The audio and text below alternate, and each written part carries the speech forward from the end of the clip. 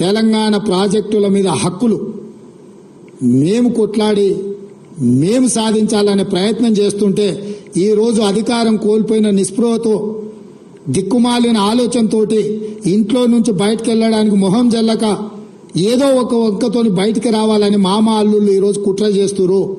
నేను సూటికి ఒక్క మాట అడగదలుచుకున్న చంద్రశేఖరరావు, నీకేమాత్రం సిగ్గున ఒక్క మాటకు సమాధానం చెప్పు. ఇక్కడ ఎన్నికల రోజు పోలింగ్ రోజు పొద్దున్నే నాగార్జున సాగర్ భూభాగం మొత్తం తెలంగాణలో ఉంది.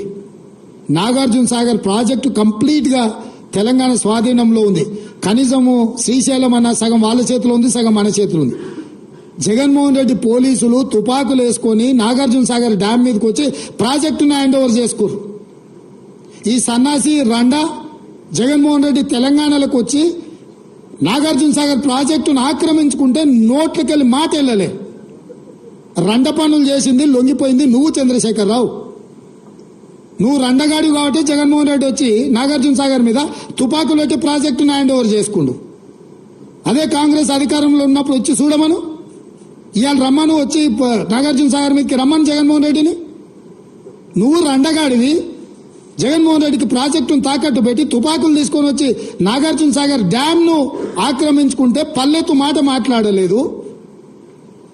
నువ్వు పోయి కేంద్ర ప్రభుత్వానికి ప్రాజెక్టులను హ్యాండ్ ఓవర్ చేయడానికి నిధులను కేటాయించినోడు నువ్వు వచ్చి మమ్మల్ని బదనాం చేస్తావా? మా మీద మాట్లాడతావా? వాస్తవాలు ఇట్లుంటే అబద్దాలతోని అధికారం కోల్పోయిన నిరాశ నిస్పృహలతోటి ఈరోజు మమ్మల్ని బదనాం చేసే కార్యక్రమం పెట్టాను. అందుకే నేను సూటిగా ఈ ఆధారాలు మీ ముందలు చెప్పి మీ ముందల మాట్లాడితే రేవంత్ రెడ్డి సెక్రటేరియట్లో సమావేశం పెట్టి చాలా మాట్లాడిండు. ఆయన కథ ఏంది, ఆయన కమామీస్ ఏందని ఆయన మాట్లాడతాడు.